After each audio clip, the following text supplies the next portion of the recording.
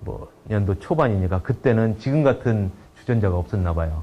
그래서 그때 주전자 뚜껑에 이제 구멍을 하나 뚫어가지고 구멍을 하나 뚫어서 김이 이제 나감으로써 뚜껑이 이제 덜컹거리지 않는 그것을 발명을 했었습니다. 그런데 그때는 그게 특허가 될 수가 있었지만은 이제 그거를 볼 때 과연 단순하게 뺀 거냐? 그거는 아니거든요. 단순하게 뺀 거는 아니고 문제점이 분명히 있었죠. 끓을 때 뚜껑이 이제 덜컹거리는 그런 문제점이 있었고 그거를 단순하게 어떻게 보면 단순한 구멍 하나 뚫음으로써 해결을 했습니다. 그러니까 어떤 아까 제가 말씀드린 문제점을 먼저 도출을 하고 그거를 해결을 한다면은 이제 그 더하거나 빼거나 이런 데서도 특허가 될 수는 있는데 그렇지 않고 일반적으로는 특허가 되기가 상당히 어렵기 때문에 요 앞부분 더해보자 요거보다는 뒤에 부분을 조금 유념해가지고서는 읽어보시기 바랍니다. 뭐 그 중에 하나가 또 모양을 바꿔보자든지 용도가 이제 용도를 바꿀 때 뭐 그런 얘기들이 있고 재료를 바꿨을 때 특허가 되느냐 안 되느냐 뭐 많은 분들이 이제 그 새로운 재료가 나왔어요. 새로운 이제 어떤 내가 원하는 물성의 그런 재료가 나왔을 때 그 재료로 이 제품을 만들었을 때 특허가 되느냐 이런 말씀을 하시거든요. 그런데 그런 경우에 흔히 이제 재료가 바뀌면은 특허가 잘 안 됩니다. 그러나 이제 일반인들은 도저히 생각할 수 없는 예를 들면은 일반 컵만 있을 때 종이컵을 처음에 발명할 때 같은 경우는 어떻게 보면 그것도 재료만 바꾼 거일 수도 있거든요. 도자기에서 종이로. 그런데 거기에는 상당히 많은 노력들이 들어가죠. 뭐 코팅을 한다든지 그거를 이제 둥그렇게 만다든지 뭐 이런 것들이 들어가는데 그렇게 재료만 바꾸더라도 그런 어떤 다른 것들이 부수적으로 이제 좋은 이제 효과들이 나타나고 하면은 특허가 될 수가 있습니다. 뭐 반대로 하는 것 아니면은 뭐 크기를 줄이는 거라든지 이런 것들도 발명이 된다라고 얘기를 하고 있는데 이제 특허가 되기 위해서는 그런 것들 좀 뒤에 부분을 좀 생각을 해주셨으면 좋겠습니다.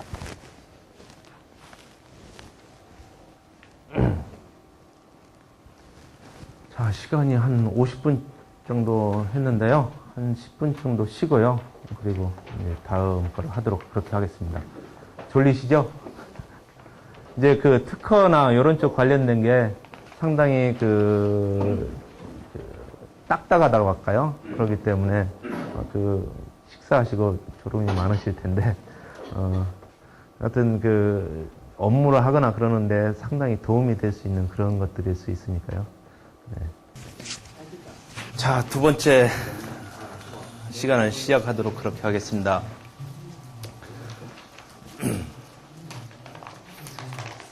이제 첫 타임에서는 이제 아이디어 발생하는 것과 그 다음에 이제 그거를 이제 구체화를 해서 어떻게 검색을 하는 거 거기까지 말씀을 드렸고요. 이번 시간에 처음은 이제 특허 출원을 하고 등록하는 것까지 말씀을 드리겠습니다. 이제 아이디어를 가지고 이제 그거를 구체화를 합니다. 구체화를 해서 도면도 그리고 뭐 이렇게 해서 이제 특허 명세서라는 걸 작성을 합니다. 특허 서류죠. 아까 그 특허 공부라든지 뭐 공개 특허 공부라든지 이런 데 있던 보이는 것들이 요 명세서 작성을 한 이제 최종 결과물입니다. 그리고 이제 서류를 특허청에 내는 걸 특허 출원이라고 하고요. 그래서 보통 특허 출원을 하게 되면은 1년 6개월 뒤에 공개가 됩니다. 1년 6개월 뒤에 공개가 되는데 출원인이 원하면은 바로 공개도 가능합니다. 바로 공개도 가능한데 이제 그 경우가 이제 한 3주 정도 지나면은 공개가 되기도 합니다. 그러면은 아까 공개 특허 공부라는 것이 이제 나올 수가 있는 거죠. 그리고 심사 청구. 특허를 받으려면은 심사 청구를 해서 특허청의 심사관이 심사를 해서 특허를 내주겠다. 이렇게 돼야 특허를 받을 수가 있거든요. 그런 심사 청구를 해야 이제 그 특허를 받을 수가 있고요. 요즘은 특허 출원을 하게 되면 약 2년 정도 뒤에 심사 결과가 나와서 이제 특허 결정이 되든지 아니면 거절이 되든지 이럽니다. 그런데 우선심사라는 제도가 있어요. 우선심사는 뭐 여러 가지 국방에 관련된 거, 환경에 관련된 거, 아니면 전자상거래라든지 자기실시 이런 경우에 우선심사의 대상이 되고요. 최근에는 또 바뀌어가지고 아까 보여드렸던 키프리스에 이제 선행기술 조사를 의뢰를 하면은 그러면은 특허청에서 우선심사를 해줍니다. 그래서 예전에는 특별한 조건에 해당돼야 이제 우선심사가 가능했는데 요즘은 뭐 무조건 이제 우선심사를 받을 수 있다. 우선심사를 받게 되면은 빠르면 3개월 정도의 특허가 나올 수도 있습니다. 그래서 사업을 하는데 이것이 그 특허를 빨리 받아서 여러 가지 용도로 활용을 하겠다 그런 경우에는 우선심사를 활용할 필요도 있습니다. 그 다음에 이제 특허 출원하면 특허 심사관이 심사를 하고 특허 결정을 하거나 의견 제출 통지서가 나오고 이제 의견 제출 통지서가 나오면은 이제 보정을 하기도 하고 그럽니다. 그 다음에 특허 등록, 최종적으로 특허 등록이 되거나 거절이 되죠. 거절이 되는 거는 이제 뭐 여러 가지 요인에 의해서 그 서류 작성이 잘못됐다든지 아니면은 종래 기술이 있어서 거절이 될 수도 있고요. 여러 가지 요인에 의해서 거절이 될 수도 있고, 이제 특허 등록이 되면은 이제 권리가 드디어 발생을 하는 겁니다. 그러니까 일반인들이 이 특허 출원과 특허 등록을 이제 잘 구분을 못 한다는 걸 말씀을 드렸고요. 그래서 저거를 마케팅적으로는 좀 많이 활용을 합니다. 많이 활용을 해서, 어젠가 들은 얘기가 특허가 될 수 없는 분야, 이제 어떤 무슨 프로세스 관련된 거 있는데 그쪽 분야인데 이제 특허를 냈다고 그렇게 하는 경우가 있거든요. 그런데 그거는 특허 출원일 가능성이 엄청 높은 거죠. 특허 출원이고 이제 등록은 이제 거의 안 받고, 저도 이제 오시는 고객들한테 그런 걸 가끔 권하는 때가 있습니다. 이거를 어떻게 봐도 특허가 안 돼요. 특허가 안 되는데 그래도 마케팅적으로 사용을 하려면은 특허 출원을 하고 이제 그 특허 출원 번호를 가지고 특허 출원했다 이렇게 표현을 하면은 이제 고객들은 그걸 잘 모른다. 그러니까 그렇게 해서 마케팅적으로 좀 활용을 해라 이렇게 권하는 경우가 가끔 있습니다. 뭐 별로 좋은 방법은 아닌데 그렇게 하기도 하니까요. 기업체에서는 그걸 활용할 필요도 있을 거고요. 이제 거절이 됐다고 해서 이게 확정되는 건 아니고요. 이제 특허심판원에 거절 결정 불복 심판이라는 걸 청구를 할 수도 있고, 그 다음에 이제 특허법원에 저기에서도 지게 되면은 특허법원에 이제 소송을 제기할 수도 있고 대법원까지 가서 이제 확정이 되기도 하고 그럽니다.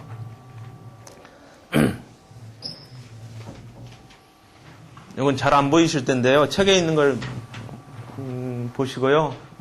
좀 전에 말씀드린 것들이 도표로 나와 있습니다. 도표로 나와 있고, 이건 실용신안에 대한 건데요. 아까 말씀드렸다시피 실용신안은 2006년 9월 30일까지는 이제 심사를 안 하고 바로 등록을 해줬습니다. 등록을 해줬기 때문에 그때의 이제 처리 절차도예요. 처리 절차도인데 이제 최근에는 이제 특허랑 똑같이 심사를 해서 이제 해주는 걸로 바뀌었습니다.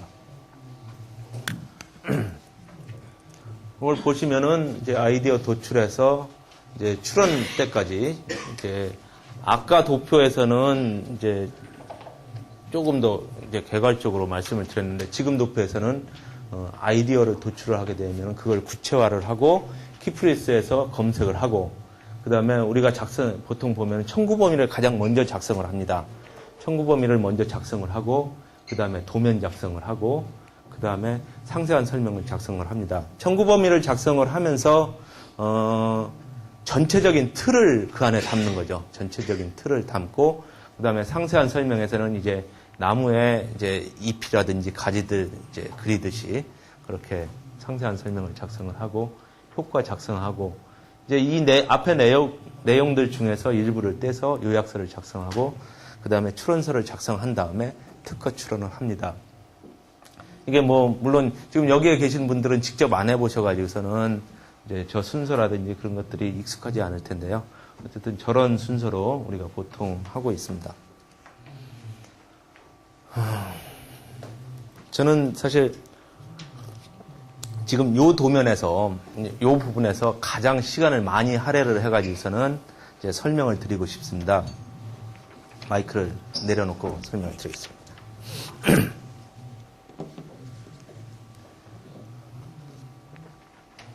자, 여기 컵이 있죠. 다 컵입니다. 여기 있는 거는. 다 컵인데,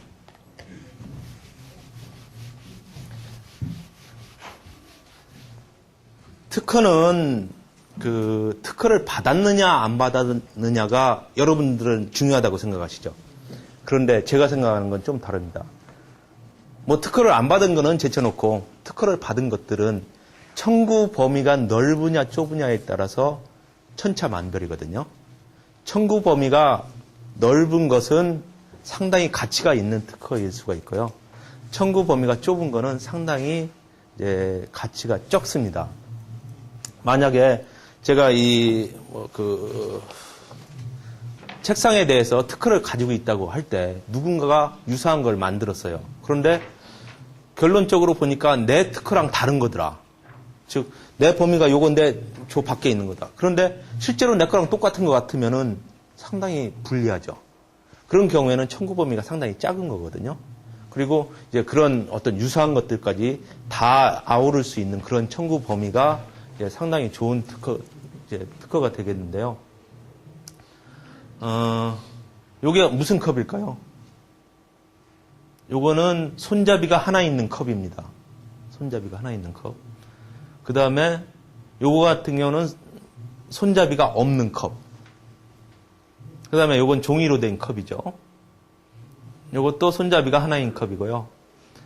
자, 여기 요거는 손잡이가 하나인데 저 끝에 있는 거요. 여기 좀 잘 안 나오네요. 요거는 손잡이가 하나 있는 컵인데 그 손잡이가 하트 모양이죠. 하트 모양인 컵. 요거는 손잡이도 하트 모양이고 이제 컵 이 윗부분도 하트 모양인 그런 컵입니다. 요거는 이제 손잡이가 하나이고 뚜껑이 있는 컵입니다. 과연 그럼 저 중에서 저거를 묘사를 했을 때 어떤 것이 가장 넓은 범위일까요? 자, 보겠습니다. 손잡이가 하나인 컵. 그 다음에 손잡이가 하나이고 and 하트 모양인 컵. 그 위에 또 있었죠? 컵. 제일 위에 있습니다. 그 다음에 손잡이가 하나이고 and 뚜껑이 있는 컵. 자, 이 경우에 과연 어떤 게 가장 넓을까요? 저 4개 중에서. 제일 아래 거요. 보통 이제 그 발명가들이 생각하기를 나는 손잡이 하나 있고 뚜껑이 있는 컵을 발명을 했어. 그러니까 난 저대로 써줘. 이렇게 얘기를 하거든요. 그런데 보시면은 이거는 컵이 아닌가요? 이것도 컵이거든요. 자, 그 다음에 요것도 컵이고 요것도 컵입니다. 컵이 아니라고 말씀하실 수는 없잖아요. 그 다음에 요거는 손잡이가 하나인 컵이 아닐까요? 손잡이가 2개인 컵일까요? 아니면 손잡이가 없는 컵일까요? 아니거든요. 이것도 손잡이가 하나인 컵이고 요것도 손잡이가 하나인 컵입니다. 그러면은 자, 컵이라는 게 가장 넓죠. 컵은 이거를 다 아우르고 있는 겁니다. 그리고 손잡이가 하나인 컵, 이걸 다 아우르고 있죠.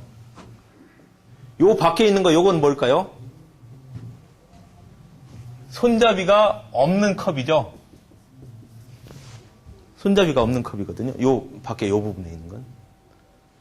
그 다음에 이제 이 손잡이가 하나인 컵 중에서 손잡이가 하트 모양인 컵하고 손잡이 하나에 이제 뚜껑이 달린 컵 이렇게 나누어지는데요. 제가 여기에서 말씀드리고 싶은 거는 특허 청구 범위에서는 단어든 무엇이든 더해지면 더해질수록 범위가 좁아집니다. 이거 한 글자밖에 안 되잖아요. 이거는 뭐 글자 수로 그냥 할게요. 요거 2글자고요. 요건 3글자지 않습니까? 한 글자일 때 가장 넓고 2글자일 때 좀 좁아지고 세 글자일 때 더 좁아집니다. 그러니까 보통 생각하기에는